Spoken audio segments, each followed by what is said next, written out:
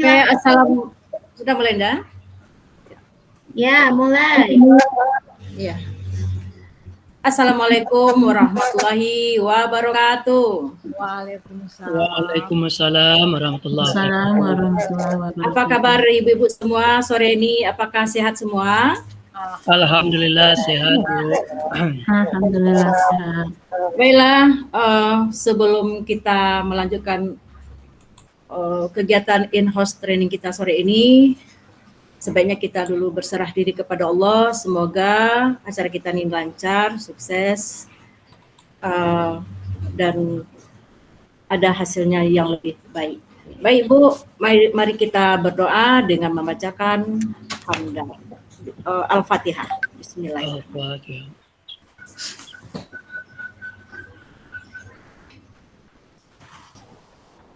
Amin. Baik Ibu Bapak semuanya, mari kita tersenyum sore ini. Karena semuanya ini kita lakukan, mudah-mudahan bermanfaat bagi kita, bermanfaat nanti untuk masa depan kita dan masa depan anak-anak kita di sekolah, ya, khususnya di sekolah penggerak.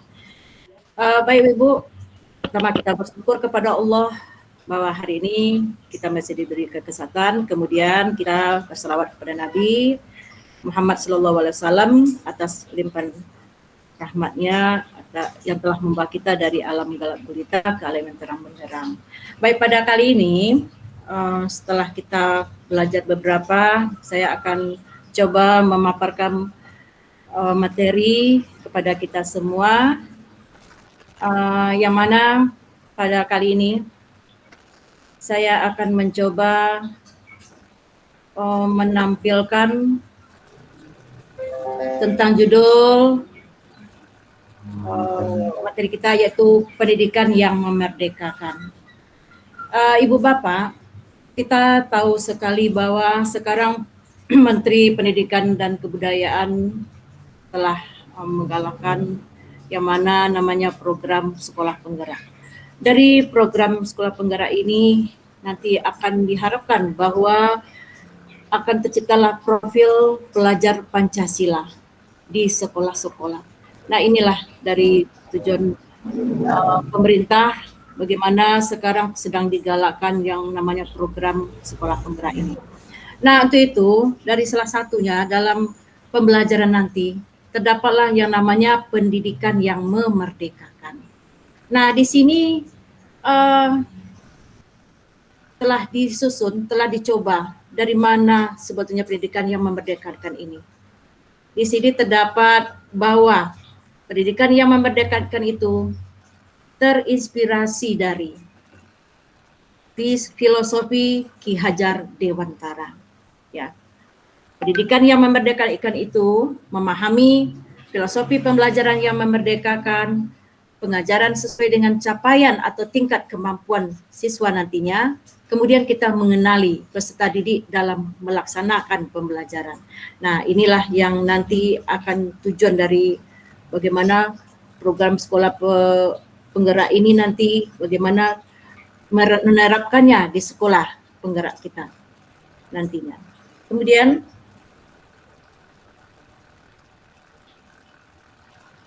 kita lanjutkan pembelajaran yang memerdekakan. Dari filosofi pendidikan Ki Hajar Dewantara, pendidikan dan kebudayaan adalah satu kesatuan yang utuh. Kemudian pendidikan dan kebudayaan harus bergerak dan harus berubah sesuai dengan tuntutan zaman.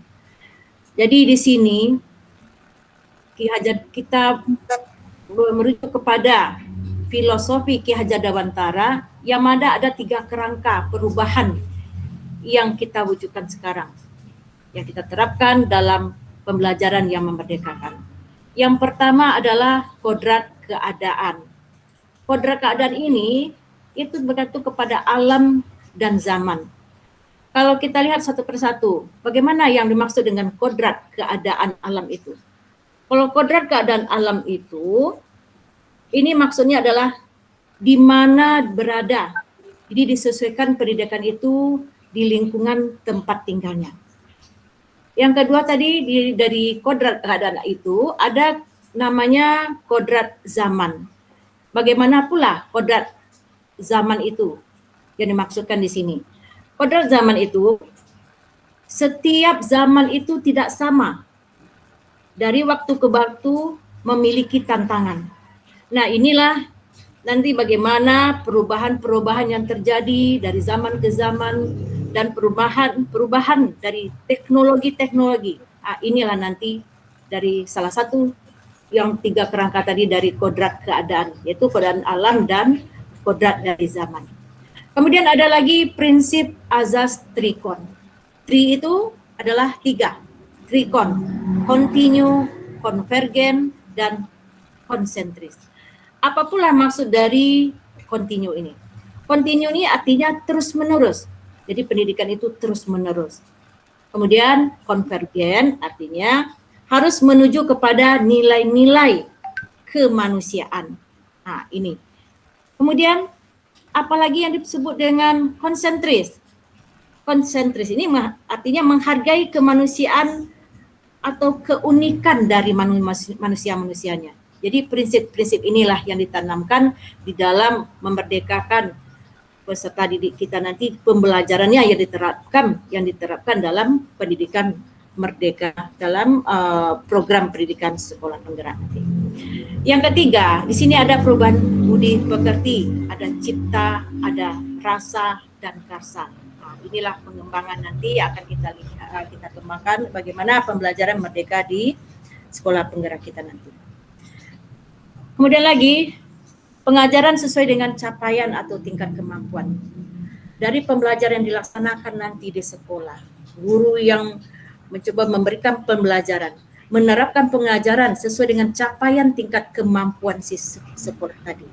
Lihat dari dalam pembelajaran tadi, juga kita telah mempelajari bagaimana melakukan penilaian terhadap anak supaya kita dapat melihat kemampuannya. Di dalam proses pembelajaran, nanti kita akan melakukan ada 3 asesmen yang kita lakukan. Seperti asesmen diagnostik, ada asesmen formatif, dan ada asesmen formatif sumatif. Nah, di sini sedikit saya jelaskan yang diagnostis itu penilaian sebelum pembelajaran berlangsung. Bagaimana kesiapan siswa. Nah, di sinilah dilakukan asesmen diagnostis. Diagnostik ya. Kemudian asesmen formatif. Formatif ini yaitu terjadi penilaian di waktu proses pembelajaran. Nah, di sinilah kita lihat bagaimana siswa kita di dalam sikapnya, keterampilan di dalam proses tadi. Di sana guru nanti akan mencoba menilai anak-anak sehingga terlihatlah bagaimana memerdekakan anak tadi, kemampuannya dari tingkat mereka masing-masing. Termasuk juga asesmen sumatif ya, ini pada akhir pembelajaran itu dilaksanakan, pada akhirnya bagaimana pengetahuan tadi bisa tertanamkan. Nah, inilah kira-kira. Terus kita lanjutkan pada asesmen diagnostik, formatif dan sumatif. Sudah jelaskan tadi bahwa penilaian itu dilakukan sebelum memulai pembelajaran, dan formatif pada selama proses pembelajaran, dan sumatif pada penilaian dilakukan setelah pembelajaran. Kita lanjutkan Ibu Bapak. Pendidikan yang memerdekakan. Nah, ini dia. Apa sebetulnya? Apa itu pendidikan yang memerdekakan? Di sini terlihat bagaimana pemerintah sekarang sesuai dengan filosofi dari Ki Hajar Dewantara tadi. Pendidikan yang memerdekakan yang selama ini yang belum terlihat. Nah, inilah berinisiatif dari pemerintah, beranjak dari filosofi dari Ki Hajar Dewantara itu. Merdeka itu artinya setiap orang bisa memilih menjadi apa saja dengan catatan adanya penghargaan terhadap kemerdekaan yang dimiliki. Jadi ini berdasarkan kemerdekaan, tidak mengintimidasi, anak itu bebas merdeka dalam pendidikan. Kemudian seberapa penting pendidikan yang memerdekakan itu terhadap peserta didik? Nah, pendidikan yang memerdekakan anak merupakan suatu keharusan supaya kaum pendidik sejati untuk benar-benar mengabdikan diri pada pendidikan yang berorientasi kepada anak-anak. Jadi Ibu Bapak sekalian, inilah yang kita harapkan bagaimana pendidikan yang memerdekakan. Dengan demikian kita tahu bahwa pendidikan yang memerdekakan inilah yang ingin dicapai sesuai dengan program sekolah penggerak yang sedang digalakkan oleh pemerintah sekarang ini. Inilah akan kita terapkan nanti, kita bimbing sekolah kita bagaimana menjadikan sekolah itu bisa menjadi profil pelajar Pancasila dan menjadikan anak-anak itu merdeka dalam belajar. Nah, Ibu Bapak sekalian, itulah yang dapat saya sampaikan. Kira-kira mungkin di antara kita ada yang ingin bertanya atau ingin memberikan tambahan atau ingin memberikan masukan. Silakan kalau ada, saya persilakan.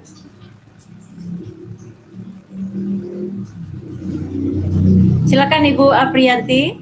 Ya, terima kasih Bu Herlina.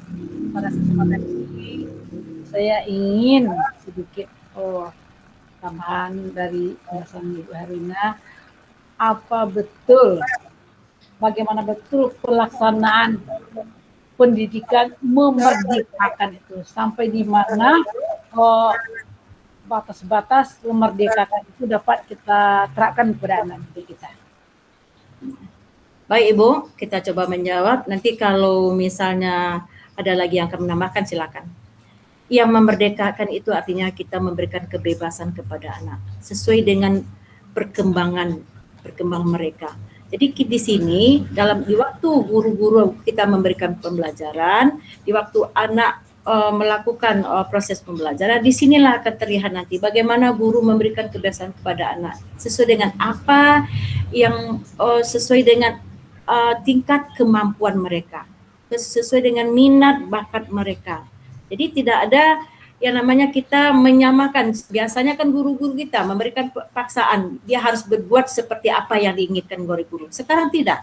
Guru sekarang mengharapkan bagaimana, kapan perlu, apa yang bisa dilakukan anak. Jadi guru bisa belajar, bisa menentukan bagaimana tingkat kemampuan anak-anak sehingga kemerdekaan mereka itu bisa mereka tidak merasa dia diintimidasi, tidak merasa ditekan, begitu kira-kira. Silakan kalau ada yang menambahkan, Bapak Ibu.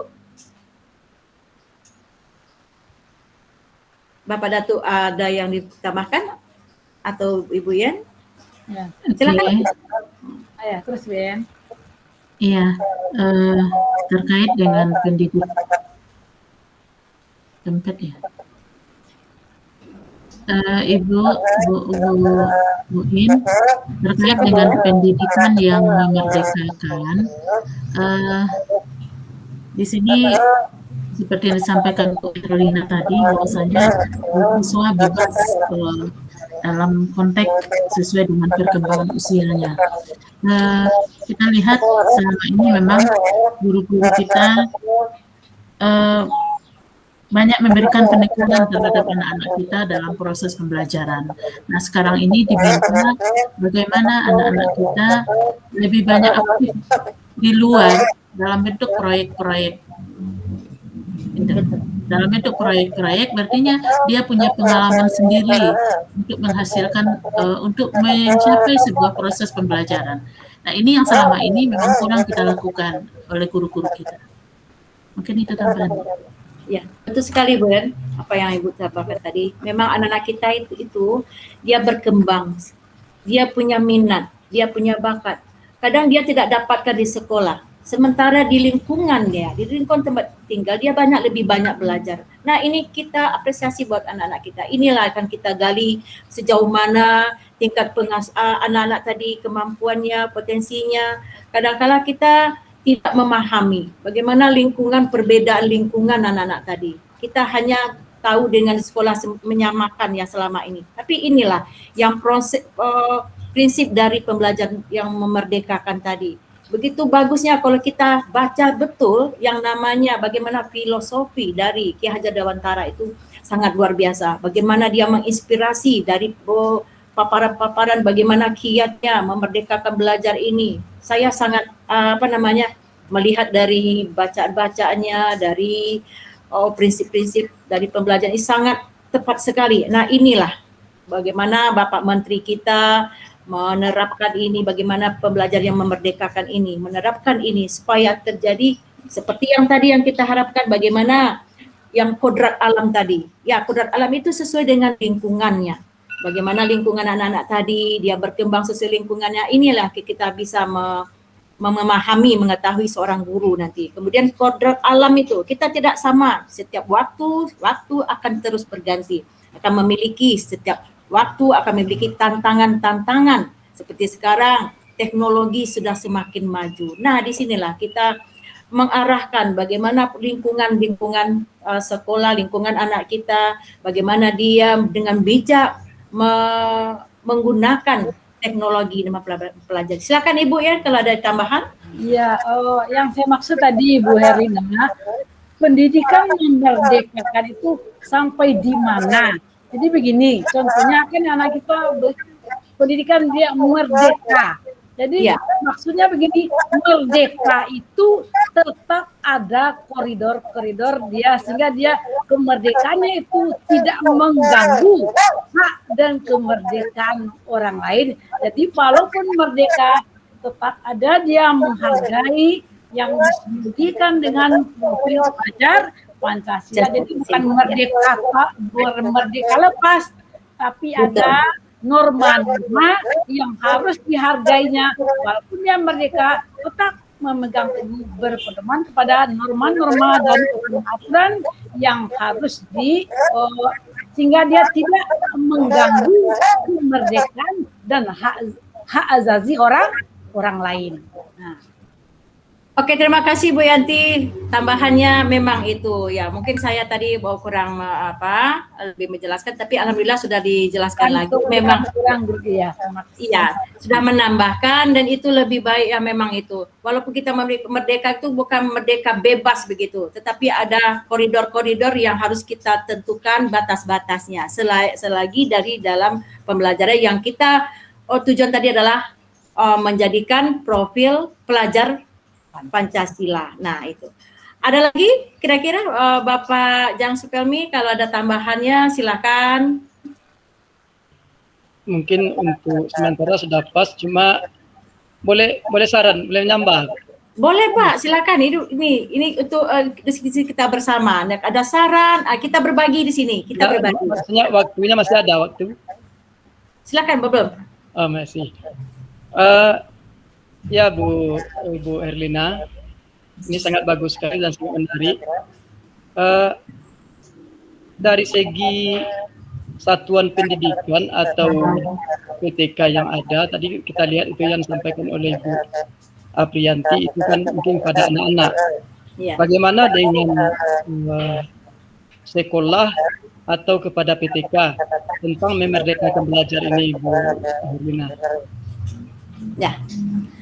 Jadi tadi kita memerdekakan belajar itu adalah tadi dari anaknya. Nah, sekarang pertanyaan Bapak, bagaimana dari pendidiknya? Mungkin itu pertanyaannya. Iya. Nah, bagaimana pula pendidiknya? Nah, itulah makanya sebelum guru-guru melakukan proses, ini mereka harus tahu dulu kemerdekaan dia bagaimana juga memerdekakan. Nah, ini dia harus paham dulu, mengerti dengan bagaimana memerdekakan itu. Nah, mungkin ada tambahan Pak, mungkin pertanyaan itu banyak macamnya Pak. Yang pertama, bertanya memang karena tidak bisa. Yang kedua, memang bertanya karena sebagai apa namanya? Ingin menyampaikan atau silakan. Mungkin ini pertanyaan yang Bapak tahu tapi bertanya. Silakan Bapak tambahkan, Pak Bujang. Memang tidak tahu itu maksudnya dari segi memang kurang paham ya. Kita mendengar selama ini kan dari segi ADM-nya. ADM bisa kita membuat namanya dari JP kan ada struktur kurikulumnya dan satu pendidikan kan ada diberi kebebasan untuk persen ekstrakurikuler, kemudian untuk proses satu lagi tidak salah. Nah, itu kan ada kebebasan persennya. Nah, tetapi kepada ADM guru itu kan satuan kan yang guru ini ada juga enggak kebebasannya tentang ADM-nya itu maksudnya. Ya, ada tambahan Bu Yan, silakan. Mbak Priyanti.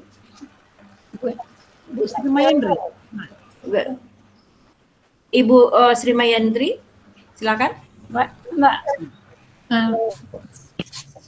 Silakan Bu. Ya.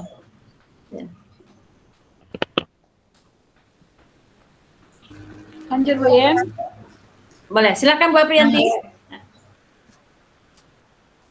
Baik, mungkin sedikit Ya, sedikit tambah boleh. memerdekakan untuk guru. Ya, guru. Ya. Seperti tadi di awal penampilan pertama, saya sudah mengatakan tadi bahwa ada 3 perubahan yang dilakukan, terobosan yang diambil oleh Mendikbud kita. Yang pertama tadi adalah apa tadi Pak? Merdeka Belajar. Nah, Termasuk salah satu Merdeka Belajar. Ya, yang pendidikan menerapkan pendidikan merdeka, sekolah penggerak. Ya. Dirubahnya yang pertama adalah merubah kurikulum, merevisi kurikulum itu yang diberikan adalah kerangka. Jadi guru bebas untuk memilih kurikulum apa yang cocok untuk sekolahnya. Yang penting PP-nya tetap sesuai dengan yang ditetapkan oleh pemerintah. Cuma dikembangkannya ke arah mana? Contoh, kalau di pinggir laut, nah nanti dia akan lebih luas, materinya akan dikembangkan untuk kelautan. Untuk di daerah pertanian, maka porsinya akan dibesarkan untuk daerah pertanian dan sebagainya lagi. Jadi kebebasan itu merdeka untuk menyusun kurikulum sesuai dengan kebutuhan sumber daya di lingkungannya dan kebutuhan anak didiknya, sehingga nanti produk atau hasil lulusannya itu walaupun tidak dapat pekerjaan di daerah lain, di daerah itu bisa dia menjadi penggerak untuk kemajuan ekonomi di daerah tersebut karena sudah diberi skill dan keterampilan sesuai dengan sumber daya di daerahnya. Begitu salah satunya Bapak Ibu. Ya. Terima kasih sekali Bu Yen, super sekali ini tambahannya. Memang begitu. Jadi sudah tampak gambarnya Bapak. Memang sini kita memang berbagi. Alhamdulillah, terima kasih atas masukannya. Tambahannya bahwa memang kemerdekaan itu kita bebas memilih. Artinya kita tidak harus itu apa yang harus ditetapkan, bukan begitu, tapi harus sudah jelas di sini bahwa kemerdekaan tadi bukan hanya terhadap anak tetapi juga sebagai guru dan bagi sekolah pun bagaimana dia kurikulum apa yang harus dipakai. Nah, begitu. Jadi mungkin sore ini ada lagi pertanyaan. Sudah pas. Nah, Ibu ya. Terima kasih Ibu, Bapak atas atensinya hari ini. Acara kita, kegiatan kita akhiri dengan mengucapkan Assalamualaikum warahmatullahi wabarakatuh. Terima kasih. Waalaikumsalam warahmatullahi wabarakatuh.